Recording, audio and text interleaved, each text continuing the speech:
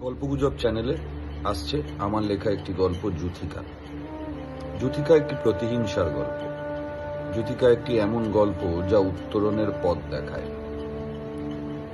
আসলে আমাদের সমাজে, আমাদের চারপাশে বিশ্বাস আর অন্ধবিশ্বাসের মাঝখানে যে ধূসর এলাকা রয়েছে, সেখানে প্রতিনিয়ত ঘটে চলেছে এমন সব ঘটনা যা অনাকাঙ্ক্ষিত। আমরা চাই না তেমন ঘটনা ঘটুক, কিন্তু তবু সেই সমস্ত ঘটনা ঘটে। আসলে কিছু স্বার্থলোভী এবং খারাপ প্রকৃতির মানুষ নিজেদের সুবিধার্থে এই সমস্ত কুসংস্কার এবং অন্ধবিশ্বাসকে কাজে লাগান। তার ফলে এমন সব অনভিপ্রেত ঘটনা ঘটে যার রেশ থেকে যায় বহুদিন। আবার রোজকার জীবনের বিভিন্ন ছোটখাটো ঘটনা আমাদের মনে ঠাঁই পায় না।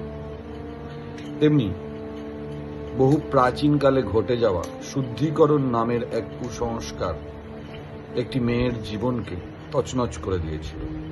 তার রেশ থেকে গেছিল গোটা গ্রামে। সেই রেশ কিভাবে ফিরে আসছে আজকের দুনিয়ায় এবং নিজের প্রতিশোধ চরিতার্থ করছে, তারই কথা বলে যুথিকা।